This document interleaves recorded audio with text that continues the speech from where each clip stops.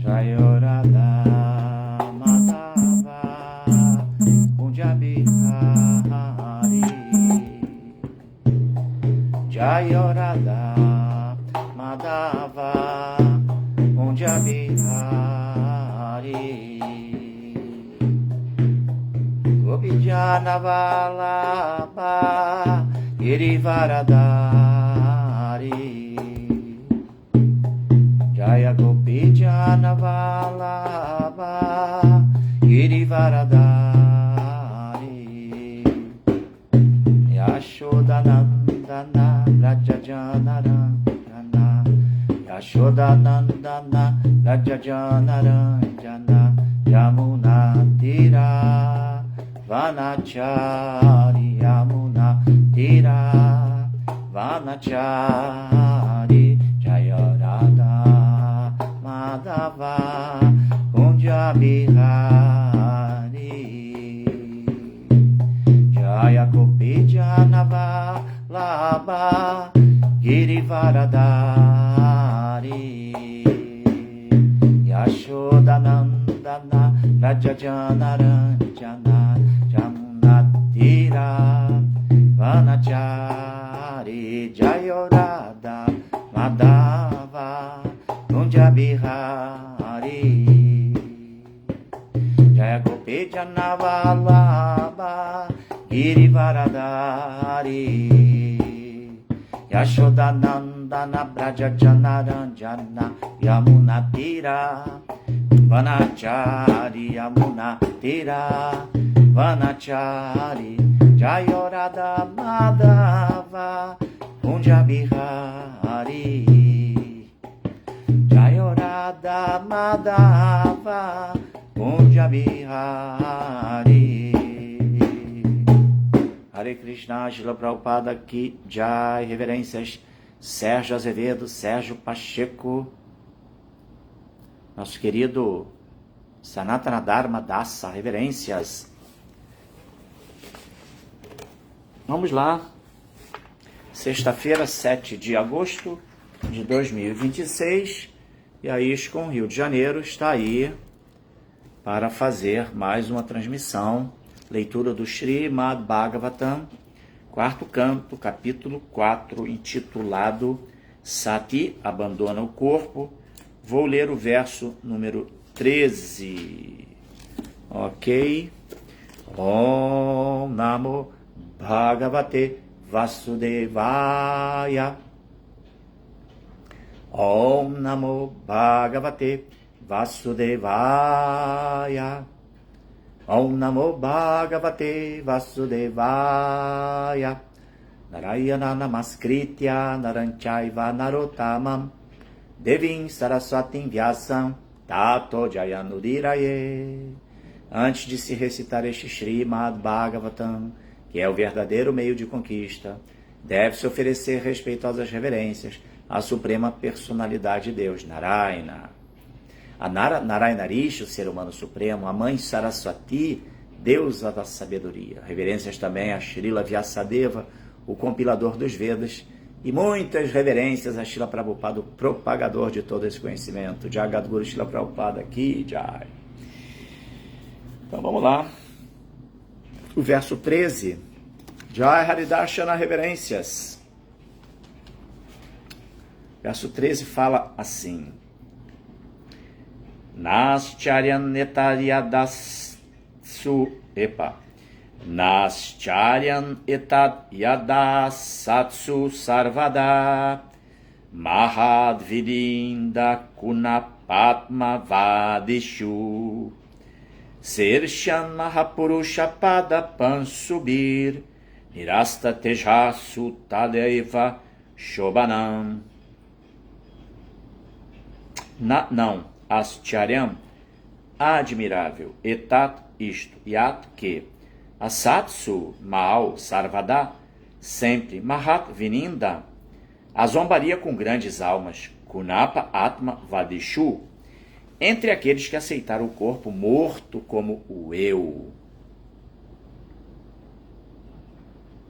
Sa Irshyam, inveja, Mahapurusha, de personalidades elevadas, pada pansubhi, pela poeira dos pés, nirasta, tejasu, cuja glória é diminuída, tat, que, eva, certamente, shoba, nan, muito bom.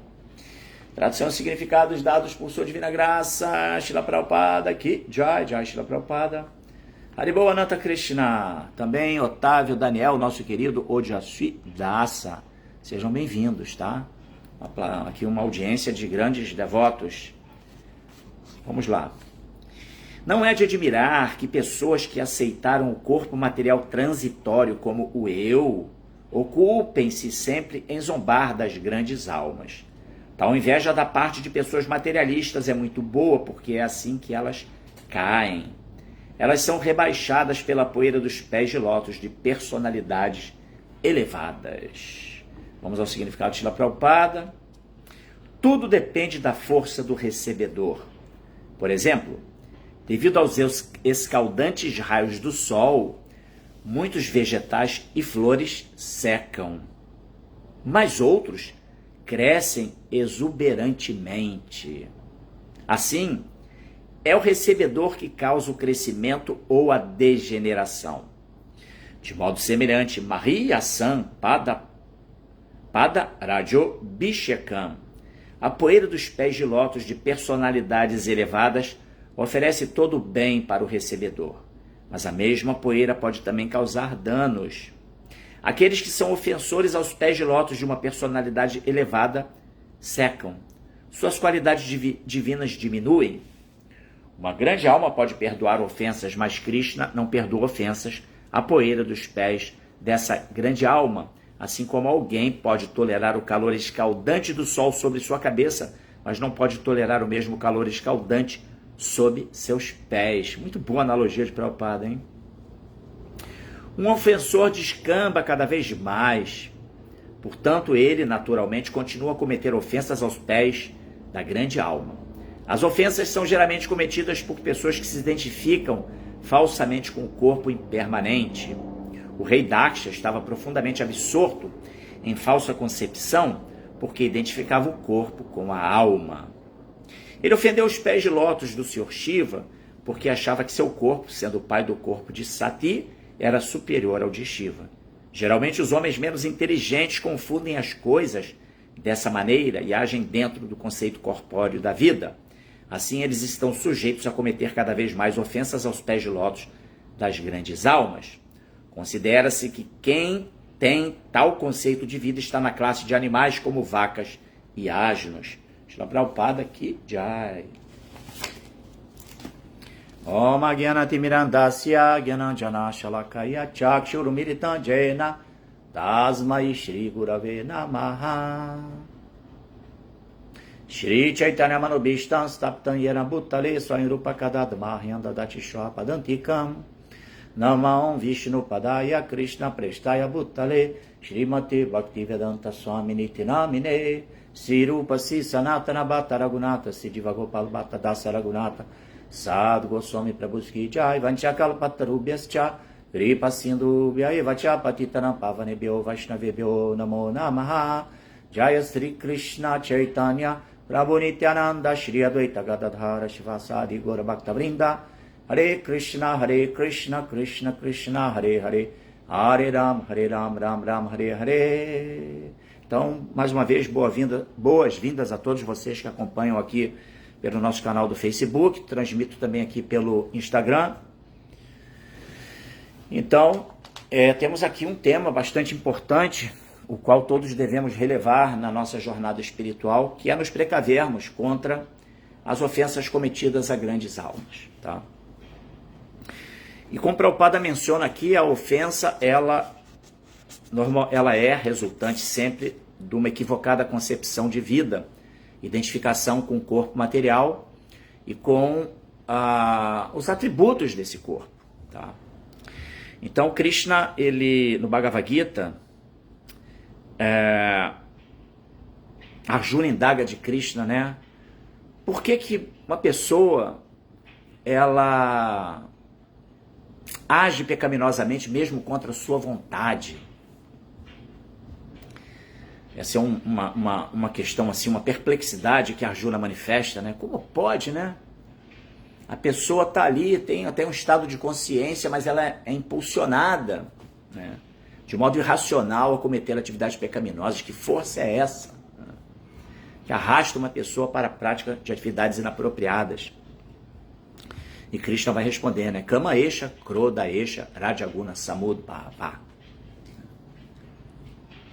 Que é unicamente a luxúria, né, que depois se transforma em ira, que se inicia através de uma conduta influenciada pelo modo da paixão, né, que surge Samud Bhava, né, a influência do modo da paixão no nosso ser, entendeu? Na nossa consciência. E o que o modo da paixão, o modo da paixão, ele tem uma, assim, como tudo nesse mundo, né, Prabhupada aqui menciona, né, o sol escaldante, ele seca algumas plantas, em contrapartida, as outras florescem com esse sol escaldante. Então, a dualidade do mundo material, ela é realmente algo muito curioso, né? O que para uns é veneno, para outros é remédio, né? E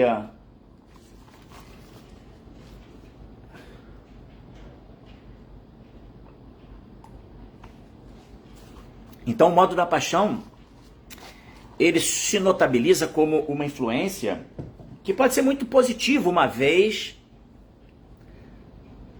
tendo a inteligência nutrida. Pega-se o modo da paixão para o empreendimento edificante da vida.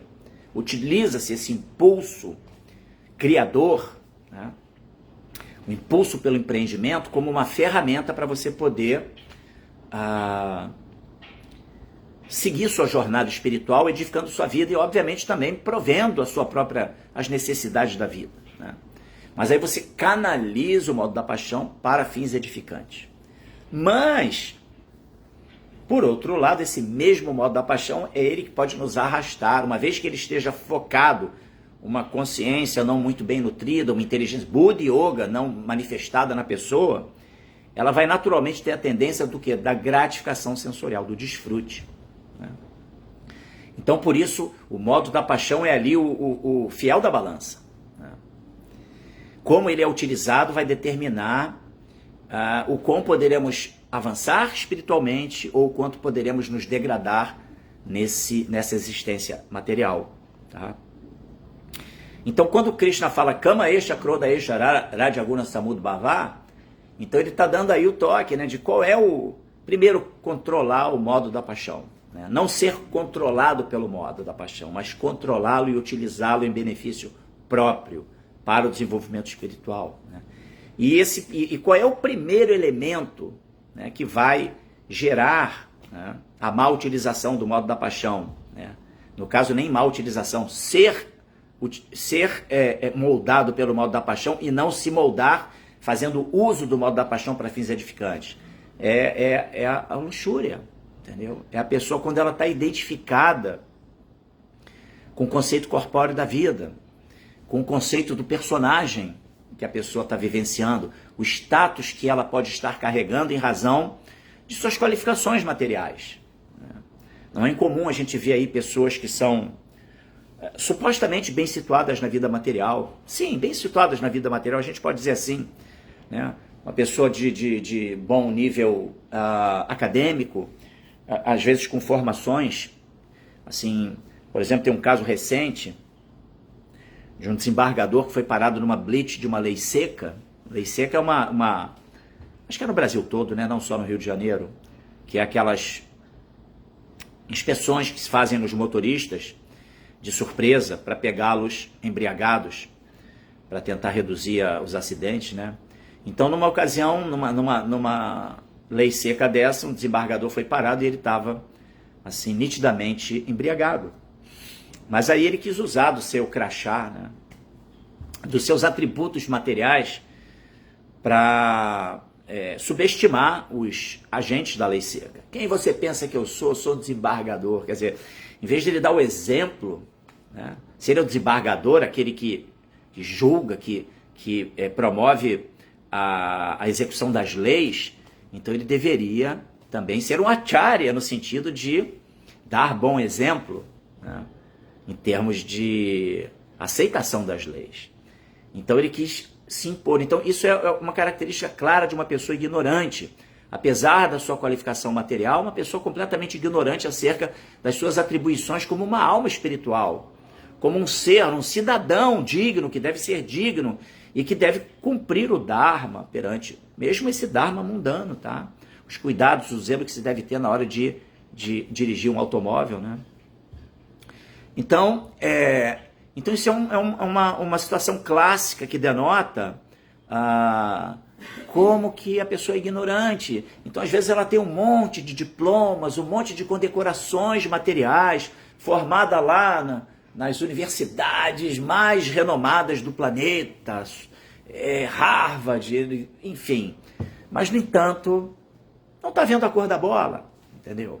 Uma pessoa ignorante do seu ponto de vista, da sua realidade como ser, entendeu? Então, uma pessoa que tem muita identificação, uma pessoa que é muito luxuriosa, quais são os inimigos internos que nós devemos combater? A alma, a entidade viva, ela não tem inimigos externos. Todos os nossos inimigos são inimigos internos. Quais são eles? Kama, Krodha, Lobha, Matsalya, Mada, Moha e Mada. São os 6 inimigos internos. O primeiro é a luxúria, porque é ele que desencadeia todo o resto de problemas. Todos os desdobramentos nefastos na vida de uma pessoa se iniciam através da sua identificação com o personagem que ele está vivendo e de se vangloriar pelos atributos materiais que ele tem. Essa é a Kama. De Kama, inevitável surgir Krodha, a ira. E essa ira é motivada pelo quê? Porque a pessoa, ela nunca se satisfaz plenamente, ela não consegue preencher as lacunas existenciais do coração dela, mediante qualquer gama de prazeres e da sua notoriedade, dos diplomas que ela carrega, que ela ostenta. Toda a qualificação material dela não é algo que a satisfaz plenamente. Então, inevitavelmente, ela vai sofrer frustrações. E as frustrações geram o quê? A ira.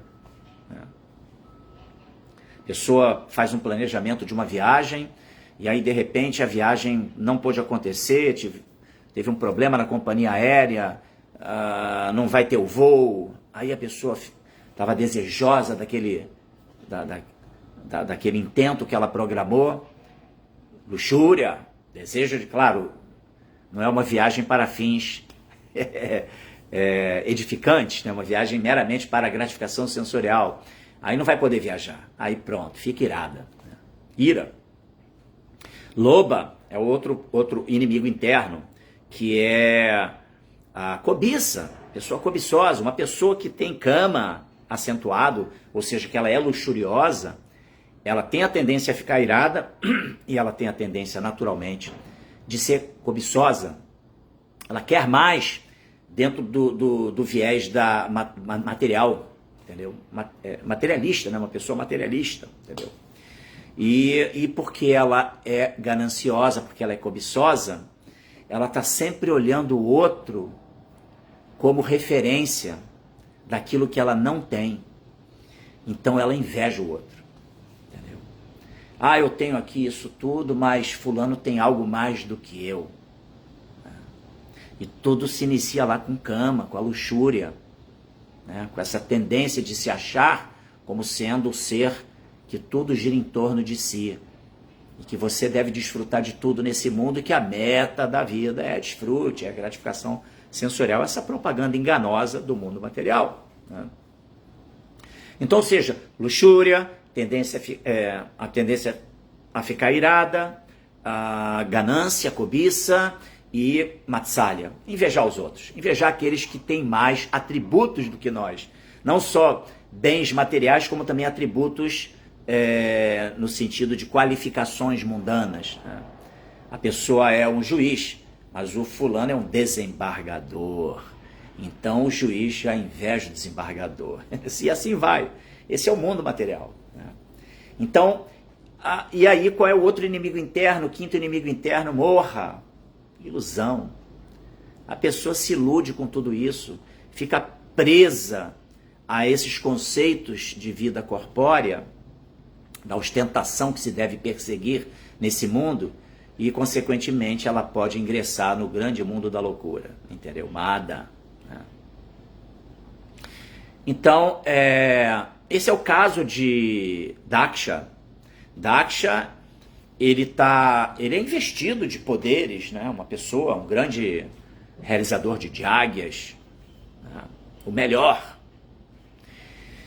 Ele é o pai de Sati, e ele dá sua filha, a pedido do seu pai, o Sr. Brahma, em casamento ao Sr. Shiva. E como Prabhupada menciona no seu significado, a partir de então, como a sua filha é supostamente um subproduto seu, né? Então ele acha que ele é superior ao Sr. Shiva, mas ele não está entendendo que o Sr. Shiva, na verdade, ele não é um ser comum. Né? O Sr. Shiva, como a gente sabe, ele nem é uma Diva Tattva, ele é Rudra Tattva. E, consequentemente, ele reúne 84% das qualidades do Sr. Vishnu, imaginem, né? E o Sr. Shiva, aquele Sada Shiva que reside no planeta lá nos Vaikunthas, não é isso? Ele é eterno, ele é um ser eterno. Né? Ele não é não é como, por exemplo, o Sr. Brahma, que tem um posto para o Sr. Brahma. Aliás, Brahma é um posto que diferentes almas incorporam esse posto. Né? E, portanto, não é uma situação eterna, né, que se realiza dentro do mundo material. Né? Não. Shiva é diferente. Shiva é um ser eterno. E, portanto, ele é completamente transcendental. Né? E, portanto, Daksha, ao dirigir ofensas ao Sr. Shiva, ofensas da natureza que ele dirigiu, ele estava ofendendo de maneira muito pesada, né, uma grande alma. E aqui o cerne da questão é exatamente os desdobramentos de uma pessoa que comete ofensas a uma grande alma, uma alma que está dedicada, né, imersa. Né? O Sr. Shiva ele é considerado como um Paramahamsa. Tudo que ele faz é voltado para o prazer de Krishna. Entendeu? Então, portanto, aqui os cuidados, né? Alerta-se aqui sobre os cuidados que se deve ter para não se cometer ofensas a pessoas que estão ali imersas no serviço devocional, devotos puros. Tá? Isso é também uma questão que precisa ser desmistificada, que às vezes os devotos não compreendem muito bem esse conceito de Vaishnava parada, né? Que ofensa ao Vaishnava, e portanto às vezes se negligencia até medidas que visam coibir atos praticados por supostos grandes devotos, né? E por medo de sofrer as consequências de Vaishnava parada. A coisa não é bem assim, né? Sobretudo se nós estivermos vendo com os olhos de abelhas, quando um devoto, de alguma maneira, ele se insere dentro de um contexto, ele age com determinada conduta que não se revela muito apropriada. Então, com amor no coração, obviamente seguindo os valores e princípios da etiqueta Vaishnava, mas a gente deve zelar por essa pessoa, né? Buscar, suponhamos que eu não sou um devoto contemporâneo a esse devoto, né? Então eu procuro uma autoridade e procuro revelar para essa autoridade a necessidade de abordar esse devoto para que ele possa corrigir uma determinada conduta. Então isso não implica em uma ofensa, tá? De maneira nenhuma, né? Quando se tratam de devotos contemporâneos que têm uma relação de amizade também, então podemos conversar francamente para poder apontar uma determinada situação, mas sempre visando o crescimento espiritual de ambos, entendeu? A devida conduta daquele que está percebendo uma conduta inapropriada por parte de um devoto ali que tem a sua história, entendeu? Mas o objetivo é unicamente de ajudar, né? Ajuda mútua, né? Sempre esse deve ser o que deve nortear as relações entre os devotos, é o princípio de ter Krishna no centro e que essas relações sejam estabelecidas dentro do princípio de almas. Enxergarmos a alma que está ali dentro daquele invólucro, entendeu? E prezá-la e protegê-la para que ela possa manter-se sempre crescendo dentro da sua jornada espiritual. Então isso é etiqueta Vaishnava, né? E aqueles que são devotos mais novos, a gente pode procurar instruí-los, né? Dar uma orientação, né? Olha, esse tipo de coisa aqui que você está fazendo não é legal. Então, mesmo que esse bhakta, esse devoto iniciante, ele esteja ali fixo em serviço devocional, então supostamente, né, também temos que ter cuidado em lidar com essa pessoa, preservando assim a sua integridade, essa sua a boa fé, entendeu?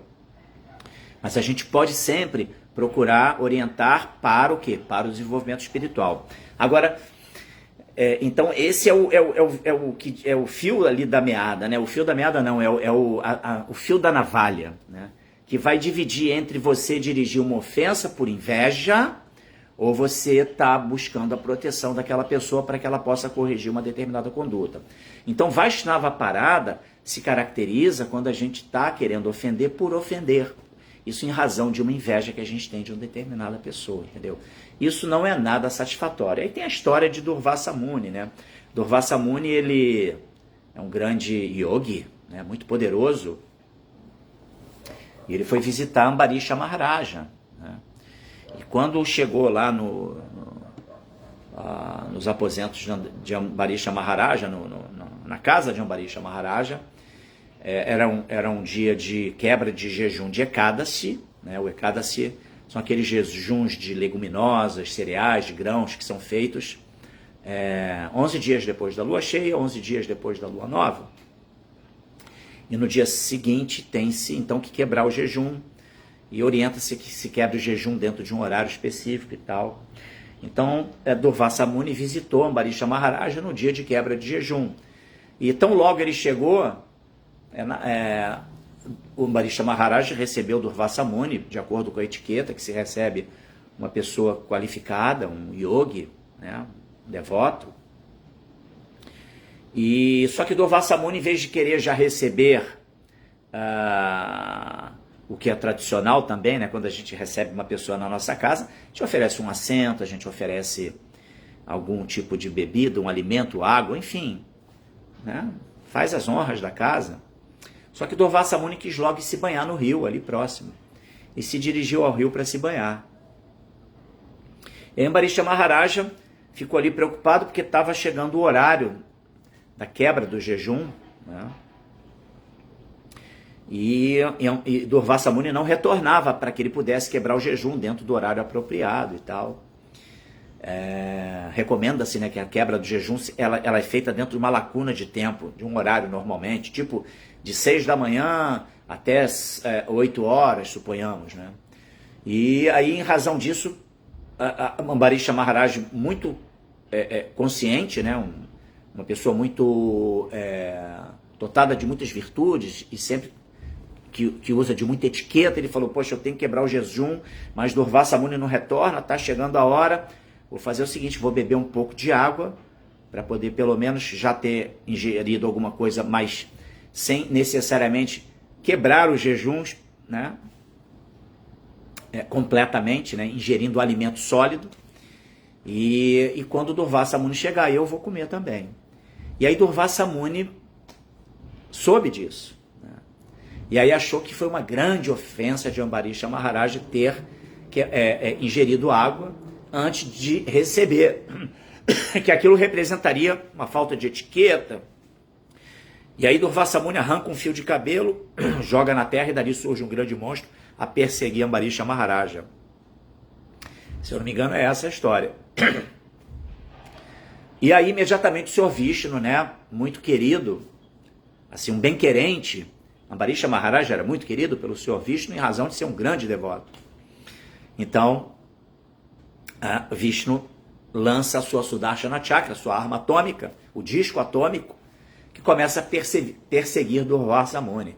E aí Durvasa Muni fica atônito, né, e sai correndo pelos 3 mundos para tentando se socorrer de uma ajuda. Então ele vai até o Senhor Brahma, em Brahma Loka. Senhor Brahma, por favor, essa Sudarshana Chakra aqui me perseguindo, por favor, me ajude. Eu quero pedir perdão pelo que eu posso ter feito. E aí o Senhor Brahma fala, olha, vai lá em Swetadvipa, falar com... É Swetadvipa, não é isso? Falar com o Senhor Shiva, Monte Kailash, vai lá no Monte Kailash, falar com o Senhor Shiva. Aí ele se dirigiu então ao Senhor Shiva, por favor, e a Sudarshana Chakra atrás dele, né? Aí quando ele chegou lá, o Senhor Shiva, opa, isso aí eu não posso resolver não. É melhor você ir lá no Senhor Vishnu. Vishnu que é dos... da Trimurti, né? Ele é o mais poderoso, ele é a fonte de tudo, na verdade, né? E quando ele chega em Vishnu, Vishnu também fala, olha só, você tem que se desculpar, não adianta você vir aqui pedir perdão para mim. É interessante que muitas pessoas falam, né? Eu não perdoo não, porque quem perdoa é Deus. Quem sou eu para perdoar? Quem perdoa é Deus. Mas na verdade não. Quem recebe a ofensa é que tem que oferecer o perdão, né? E portanto o Senhor Vishnu falou para Durvasa Muni, você tem que se desculpar com quem você ofendeu, entendeu? Aí sim Durvasa Muni se dirigiu, se prostrou, né, em Dandavati perante Ambarisha Maharaj para pedir perdão. Aí naquele momento a Sudarshana Chakra se retirou e portanto ele ficou são e salvo. Mas esse episódio ele demonstra que na verdade não é a Deus que a gente vai buscar o perdão, né? A gente deve, porque Krishna ele nem se afeta com a ofensa que é dirigida a ele, mas no entanto quando o seu devoto é ofendido, aí isso causa muita indignação ao Senhor Supremo, né? Então esse é a tônica aqui desse assunto, né, de ofensa a um devoto, né? Então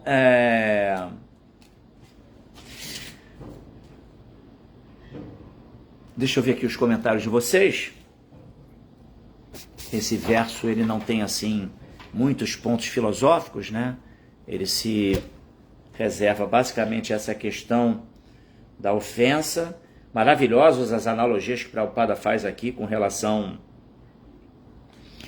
ao raio de sol escaldante, que faz com que vegetais cresçam e outros sequem, e também que uma pessoa aguenta muito sol na cabeça, mas no pé não aguenta um terreno que está muito quente. É impossível caminhar descalço num terreno muito quente, né? Interessante essa analogia também, fazendo a referência então à ofensa aos pés de lótus. E esse termo, só para contextualizar isso também acho que é importante, os pés de lótus do devoto. A linguagem védica ela é sempre muito assim, poética, né? E quando se fala em pés de lótus, olhos de lótus, boca de lótus, isso denota o quê? Que aquela pessoa ela está com a sua vida completamente imersa nas atividades devocionais espirituais. E essa referência do lótus é porque o lótus ele é uma flor maravilhosa, belíssima na sua estrutura, né? Completamente simétrica ali, suas folhas, é assim uma obra-prima de Deus, né? Mas ela tem uma característica muito interessante, é porque ela nasce numa região pantanosa, ou seja, ela nasce do lodo, porém a sua raiz vai até a superfície e é ali que brota a flor de lótus. Ou seja, o lótus nasce no lodo, mas não toca o lodo. Então esse termo, olhos de lótus, ouvidos de lótus, boca de lótus, pés de lótus, significa que é uma pessoa que está vivendo nesse mundo material, que é um grande lamaçal, não é verdade? Cheio de distrações, latrinas e lixeiras espalhadas por todo canto, onde muitas pessoas vão lá interagir com esses ambientes assim, completamente degradados. Mas o devoto não, o devoto avançado, ele vive nesse mundo que é um lamaçal, mas porque todos os seus sentidos estão assim, conectados com atividades devocionais, ou seja, ele usa os seus sentidos para o prazer de Deus, então, consequentemente, ele tem pés de lótus, porque ele caminha nesse mundo, mas não está pisando a lama desse mundo. Ele olha as coisas desse mundo, mas não está vendo as coisas degradadas desse mundo, e assim por diante. Então, por isso tem essa expressão, né? Pés de lótus, olhos de lótus, porque só está vendo o que é transcendental, o que é espiritual, e tudo sendo feito para o prazer de Krishna. Então, essa é a ideia, né?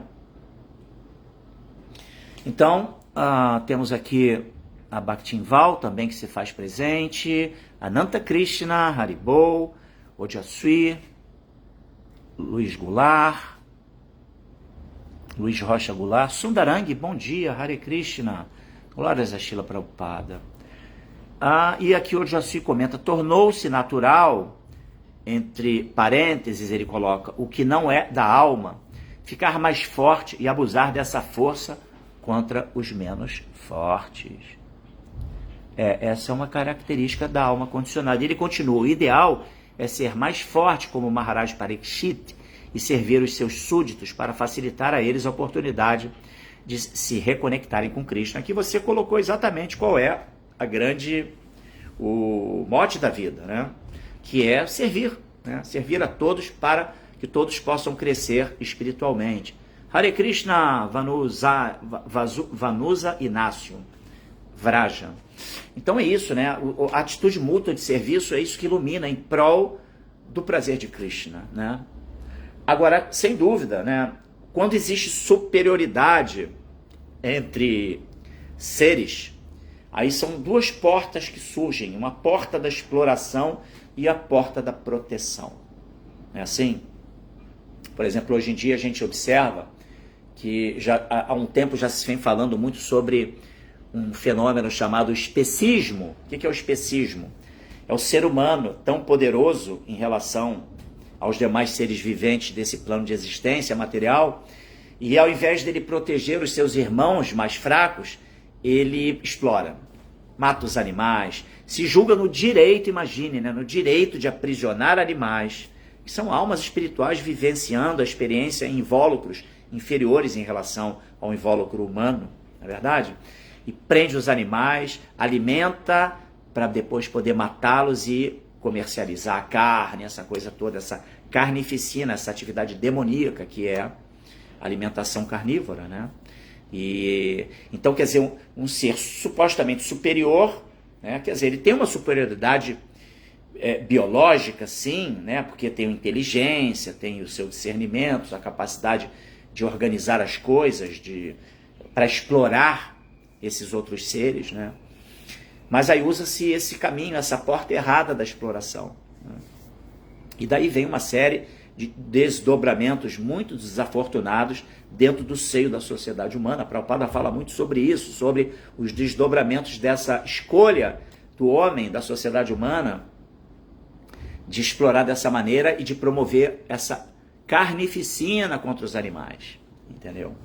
Então é muito interessante essa sua colocação, Ojaswi, porque de fato é uma característica da alma condicionada, né, que se identifica com a sua condição, seu status de vida, seu status biológico, e aí acha que pode explorar de maneira assim arbitrária, né, os outros seres, né? E não é assim que funciona. Mas tem a outra porta, a porta da proteção, e essa é a porta que vincula a alma com o princípio do serviço amoroso aos outros seres, que é o princípio do amar ao próximo como a si mesmo, né? Como a ti mesmo, não é isso? Né? Saber amar ao próximo, mas para isso tem que se remover o véu de Maya, se enxergar como alma, agir como alma perante si mesmo primeiro, para depois poder amar o outro, enxergando naquele outro ser também que ali existe uma centelha viva, uma centelha espiritual, uma alma espiritual presente, né? E que, portanto, deve se reverenciar todos os seres, né? Como todos parte e parcelas integrantes de Deus, em última análise, né? Então, excelente esse ponto que você trouxe, tá, Ojaswi? E aqui o Ananta Krishna menciona, na verdade, o pai de Sati, que é o subproduto, pois ela é Adi Shakti. Aí já é outra história, né? Ananta Krishna, você já está colocando aqui aspectos anteriores, né? Muito bom isso, é verdade. É interessante, né? Porque todos os episódios do Srimad Bhagavatam, né, a gente vê que existem as maldições, mas por trás de toda maldição, na verdade, vai se depois descortinar uma bênção. É assim que funciona, né? Então, interessante, muito legal essa sua colocação, muito obrigado por sua participação. E ele comenta aqui ainda também, nossos corpos físicos imersos em anartas são o próprio lodo, e o Atma é o lótus. Boa, excelente essa analogia também. E o Haridas, Ambarish Maharaj permaneceu imperturbado com o demônio de Durvasa. Absorto em Krishna, foi protegido pela Sudarshana Chakra, que matou o demônio e perseguiu Durvasa Muni. Sim, é verdade. Tem esses outros aí componentes dessa história, né? Porque a Sudarshana Chakra primeiro eliminou o demônio que foi gerado por Durvasa Muni. E depois começou a persegui-lo para então ele sair correndo em busca de proteção, até entender que ele tinha que se dirigir a quem ele ofendeu e dessa forma cessar os efeitos da Sudarshana Chakra. Obrigado, Haridashana, mais uma vez, você sempre aqui fazendo também suas colocações muito pertinentes e iluminantes. Então é isso, gente. Então essa história, esse é o Srimad Bhagavatam, sempre trazendo esse Krishna Katha aqui e possibilitando que a gente vá cada vez mais enveredando, né, assim, empreendendo nesse nosso maravilhoso caminho de Bhakti Yoga, seguindo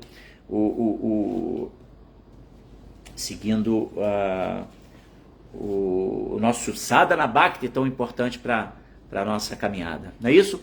Obrigado também aqui a Erenili, o Orlando Araújo, o Jeffrey Lopes, o André Tess Hoffman Arai, Assunção Oliveira, Daniel Frederico, Kazé Duton, Astro Govinda, Osh